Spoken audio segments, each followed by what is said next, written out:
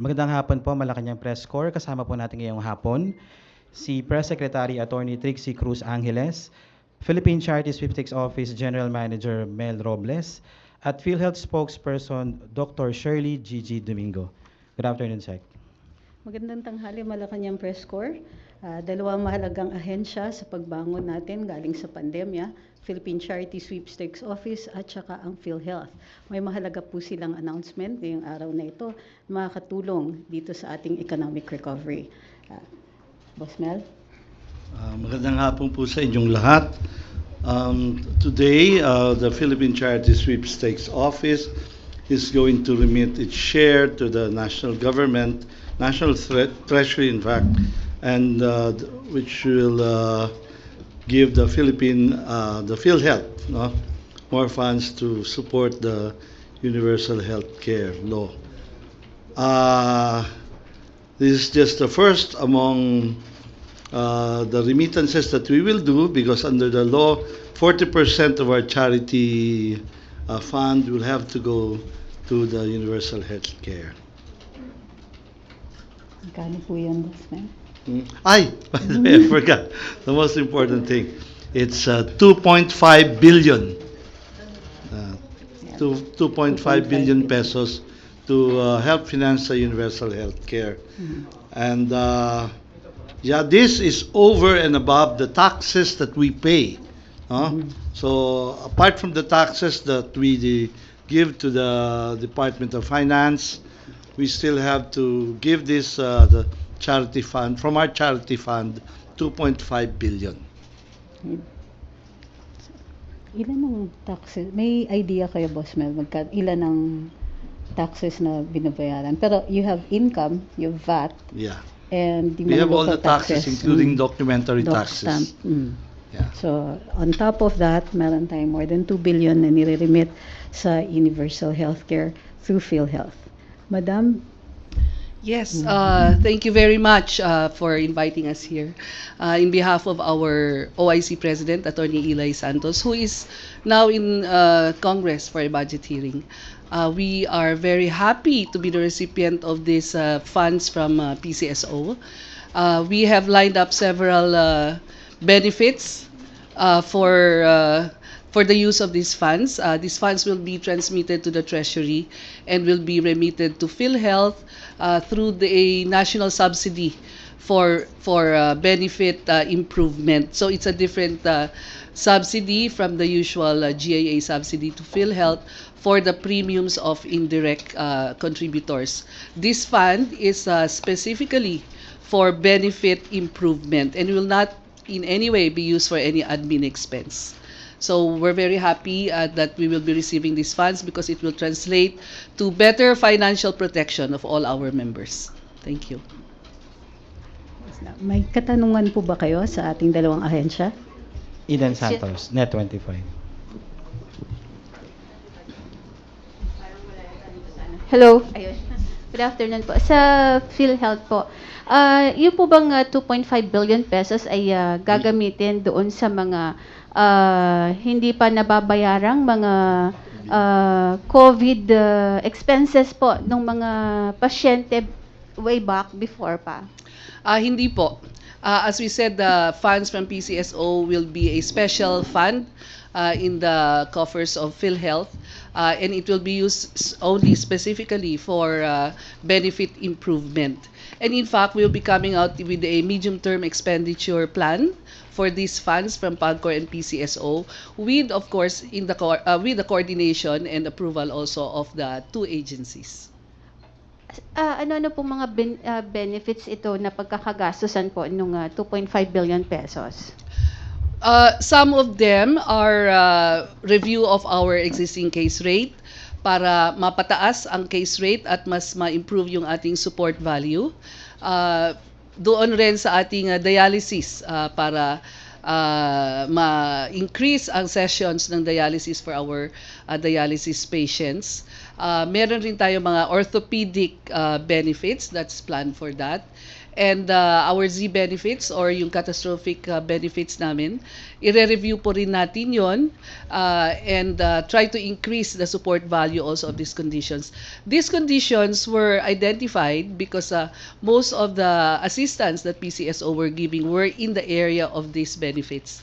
And therefore, we agreed to look at all these case rates and Z benefits for So, use of that fund. So hindi po kasama ang COVID ano dito? Yung mga COVID patients, ganyan. We are paying for COVID benefits through our existing funds. Thank you po. Salamat din po. Next question, Miss Evelyn Quiroz.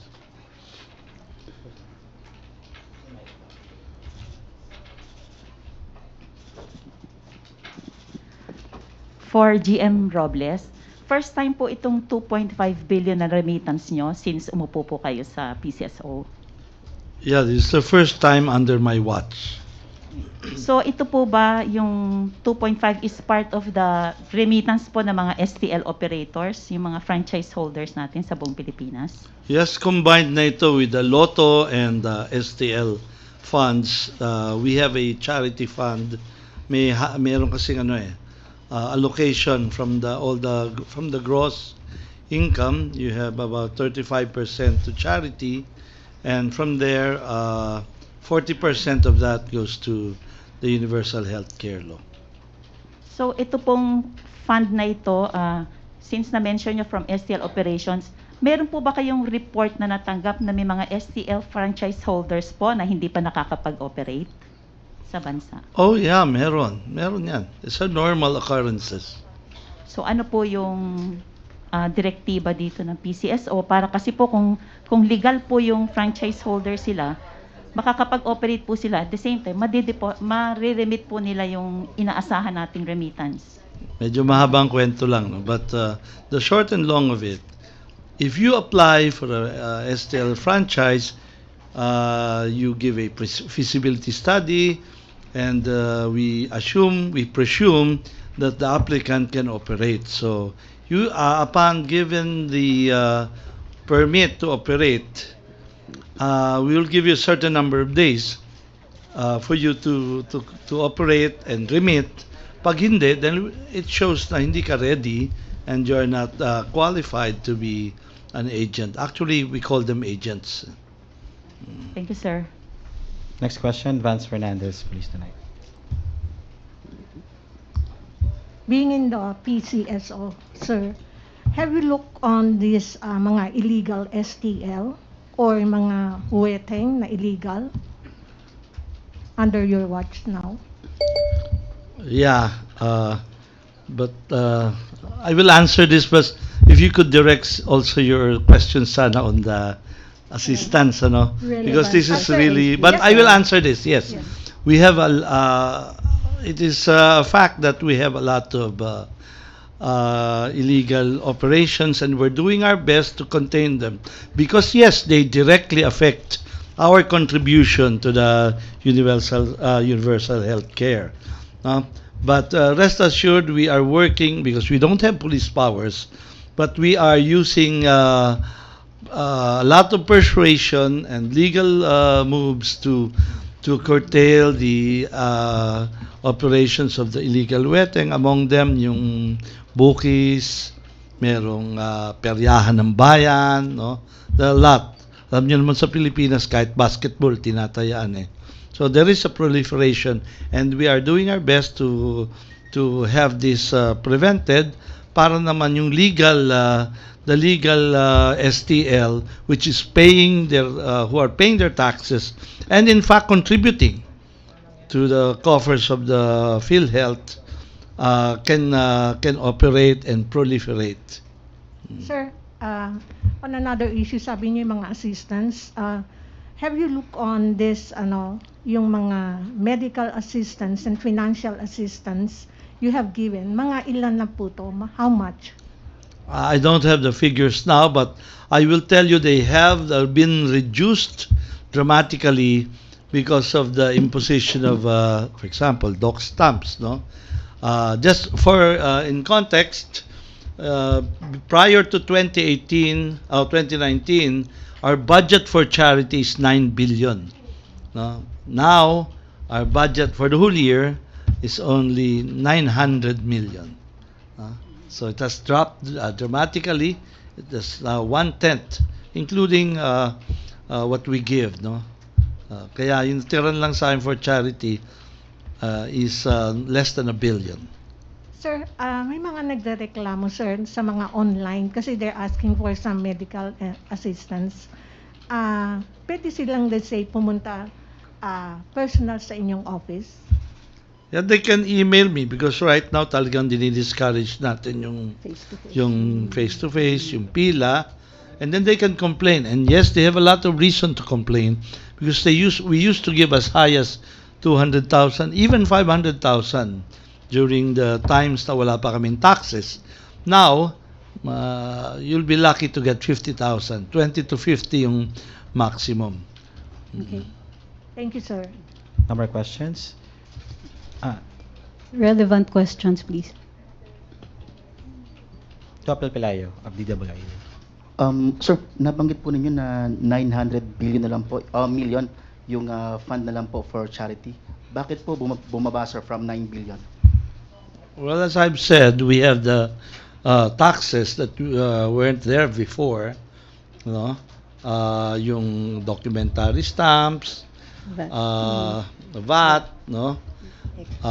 We have the earmarking, malasakit, also the universal healthcare law, although they're the same, pareho naman ang ginagawa nila. Yung mga like National Book Development Board, things that have nothing to do with our mandate, naka-automatic earmarking po sa amin yun. May sports din. So, we're working on it though, para yung wala namang relationship po sa charity ay matanggal, no?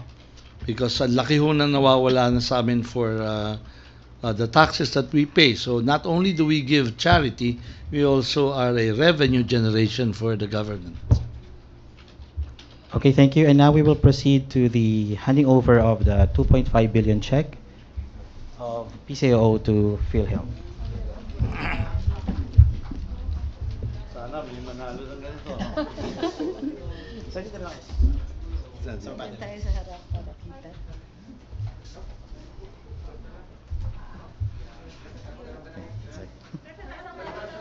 Taas na lang?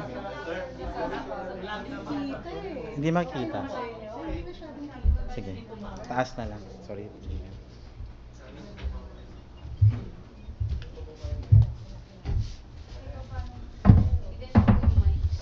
Pwede bang copy lang? Okay.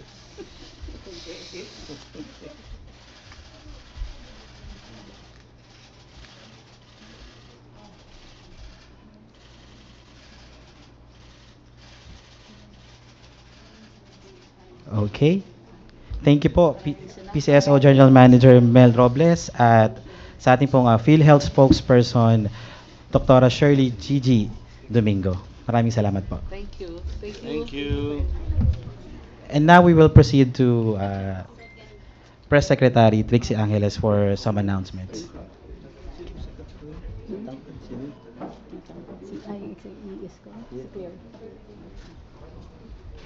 Secretary? Yes po. Wala akong salamin. Magandang tanghali uli. Happy birthday kay boss. Bukas na. Okay. Naglabas po tayo today ng Executive Order number 3. Allowing voluntary wearing of face masks in outdoor settings and reiterating the continued implementation of minimum public health standards during the state of public health emergency relating to the COVID-19 pandemic. So ito na po yung ina-announce ng DOH ng voluntary wearing of face masks outdoors in non-crowded places, provided kung kayo ay immunocompromised, seniors, or hindi kumpleto ang bakuna, kailangan pa rin po mag-face mask or strongly encouraged ang face masks. Okay, basahin ko na lang po precisely yung provision. The voluntary wearing of face masks in open spaces and non-crowded outdoor areas with good ventilation is hereby allowed, provided that not fully vaccinated individuals, senior citizens, and immunocompromised individuals are highly encouraged to wear their masks, and physical distancing will be observed at all times. So meron pa rin tayong physical distancing. Face masks shall continue to be worn in indoor, private, or public establishments, including in public transportation, by land, air, or sea, and in outdoor settings where physical distancing cannot be maintained. Tuloy pa rin po ang other minimum public health standards intended to effectively prevent and minimize the spread of COVID-19 in the country. It shall continue to be implemented consistent with the principles of shared accountability, evidence-based decision-making, socio-economic equity, and rights-based approach. In this regard, the DOH is directed to update the MPHS guidelines with the issuance of this order. Okay. In addition to that, we're happy to announce that we are 6% away from the wall of immunity.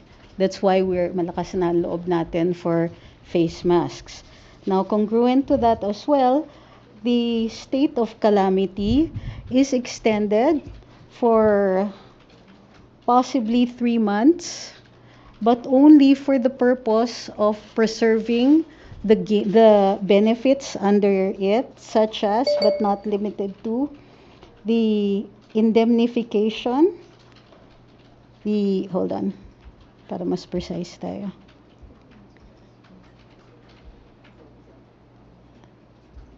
Okay, here we go. Indemnification, emergency procurement, special risk allowance for healthcare workers. We will transition out of the state of calamity after further review. Okay.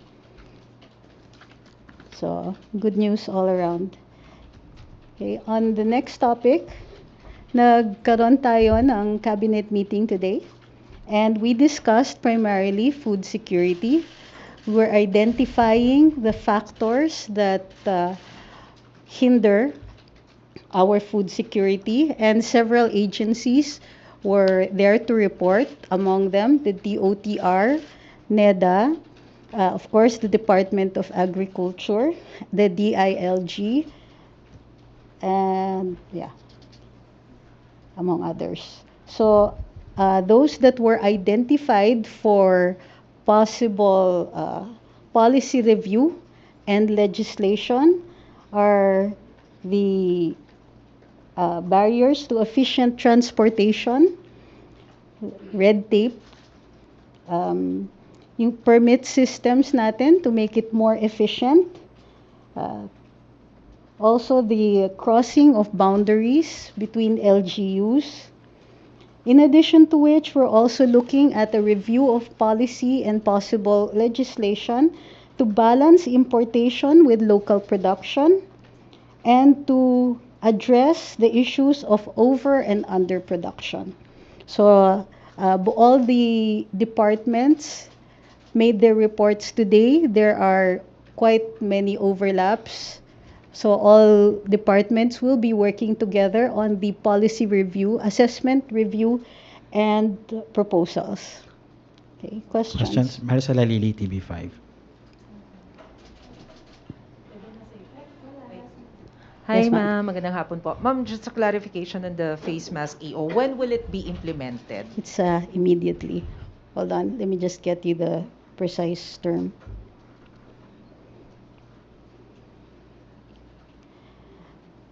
This order shall take effect immediately upon its publication in the OG or newspaper of general circulation. Nasa OG na po siya. Okay, ma'am. Ma'am, what made the President approve the recommendation for the voluntary wearing of face mask?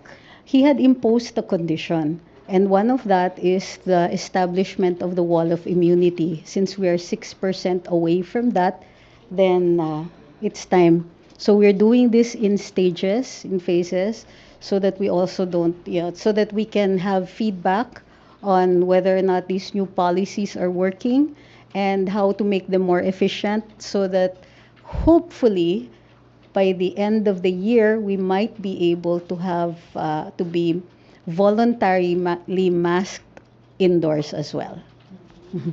Last na lang po, naging consideration din po ba yung burn months na kasi baka mamaya mas dumami yung mga taong nasa labas? That's why we're doing this in stages.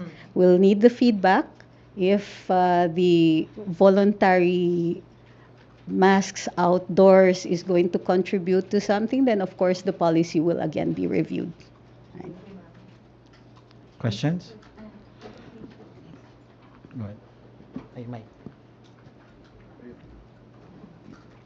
Secretary, kasi merong conditions na sinet yung EO, there should be good ventilation. So, Yes. who will set the standards? Who determines what is a good ventilation? Meron bang mga ganong mga rules na iseset? We assume so because there is some discretion of the local governments to establish minimum standards for the imposition. However, in general, what does good ventilation mean? May opportunities, for instance, na crowded. So even if it is outdoors, hindi good ventilation yon and you're in each other's faces. So without the possibility of social distancing, then this would be considered also as part of not of the requirement. Kasi yung requirement there must be, it shouldn't be too crowded. So there are also instances now you would consider outdoors. What do we consider as outdoors? In some instances, you consider outdoors, okay lang roof, pero walang walls. Okay. In other instances, some people place like for example, under the no smoking law, in some instances, pagka sinabi mong outdoors, kailangan walang bubong. So it will be determined, normally things like these are determined by the local government kasi sila po ang enforcement in these instances. So the local governments will play a key role in implementing this executive order, especially yung standards sa mga spaces na gano'n. That's usually the case. Even in all of the laws or legislation that we created pursuant to COVID, it was always the local government that has set the standards, except for those benefits that were given by the national agencies. Pero do you see the need for a unified standard? Kasi baka mamaya yung sa isang lugar, I agree. yung outdoor nila iba. So, do you That's think why. kailangan po ng national government na Well, mag-set let's sila see ng how it iisa? works. Diba? That's the reason we're doing it in phases, so that we have a feedback mechanism. We continue to listen to the people, what the needs are, and particularly also to understand that local needs also differ. So we have to balance the creation of a uniform standard with the needs of the locals. Salamat, Sec. Thank you, Ace. Next, Pia Gutierrez, ABS-CBN. Ay ma'am, can we clarify dun sa EO? Kasi nabanggit po ni Yusek Vergere kanina doon sa Congress that they agreed to make masking to be optional only for those who are non-vulnerable. That's what it says here. Who are vulnerable? Senior citizens, immunocompromised, those with no complete immunization. So ibig sabihin ma'am, it's still mandatory for them to wear masks outdoors. The executive order says highly encouraged. So it will be, well, that's what it says there. So I think we may have to work that out with the USEC. Thank you po. Eden. Ma'am, regarding lang po dun sa UN General Assembly na dadaluhan ni PBBM this September, ano na po yung ginagawang paghahanda ng Pangulo regarding this? And syempre tomorrow ay birthday po niya. Meron bang plano ang ating Pangulo for his birthday? I-announce po namin later on. With regard to the trip, there will be a special briefing for that one. Possibly, I think Thursday, 15th. no? Before we leave. So, as for his birthday celebration, syempre mahirap mag-discuss.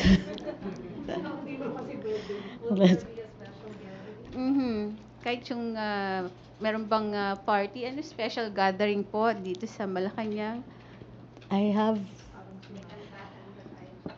no instructions to announce anything. Kayo naman. Minsan sensitive yung mga ganyan. Now, wait, let's just clarify. Baka may mag-ano na naman sa akin. No, I have no information as to whether or not there's going to be a birthday celebration. However, we can safely assume that the president is going to market. That's the official statement. Going to market. Remember it. It's like, okay, when I have a birthday, yay, happy birthday to me. Sometimes we have, we have cake. Right? So how it's going to be celebrated will be a matter to announce at a later date. Okay, Ana Felicia of GMA News Online. Good afternoon, ma'am. Hi, ma'am. Yes, ma'am. Reaction lang po ng Palace regarding the call of Human Rights Watch for UNHRC member states to adopt a strong resolution kasi they express concern po na EJK still continue under the Marcos administration. Any comment lang po from Palace? None. No comment, no reaction. Thank you, ma'am. Okay, Kat Domingo, ABS-CBN. Ma'am, on the cabinet meeting, were there specific crops or kinds of meat or fish that the government will prioritize? We're looking at food security in general. So of course, while there's certain certain crops that were discussed, such as but not limited to rice, we're looking at things that cross the what kind of crops we're looking at. It's not just even crops. We talked about pork, we talked about fish, rice, vegetables in general. So there are several proposals, many of which we'll be happy to announce at a later date once we have all of the details. But the recognition of the problem is step one, as well as the proposals by our various cabinet officials regarding policy review and legislation. So these are what we're going to set, either if it's for legislation, priority legislation, and if we're going to look at policies that do not require legislation, we're going to do that immediately. We just need all of the various agencies just need to work out the standards between themselves. Okay, last question from Dennis Hamito, Bombo Radio. Hi, ma'am.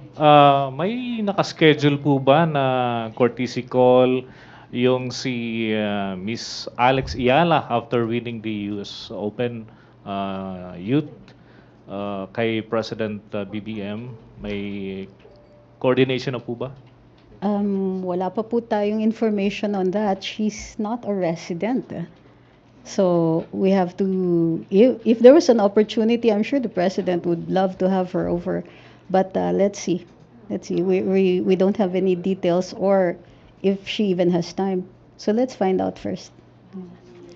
Okay. Sec. Sec follow-up lang daw Yes, po kay Ivan Follow up po Marina. dun sa question ni Kat. May progress report po ba ang Cabinet Secretary specifically from the officials of the DA tungkol dun sa ilang mga bagay na ilang mga crops or products na may kakulangan tayo previously?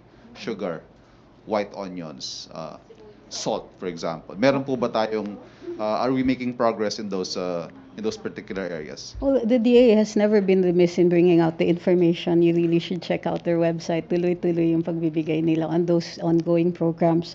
Today's cabinet meeting was primarily to address the issues of the efficiency of our, for instance, transport of food, getting from the farm to the market, balancing our imports with local production, and so on. So in relation to very particular crops such as, but not limited to sugar, these are already, we have constant updates from the DA. So we just need to check out their website. Magaling yung spokes nila. Okay, maraming salamat po. Press Secretary Atty. Trixie Cruz-Angeles. Maraming salamat Malacañang Press Corps. Busco.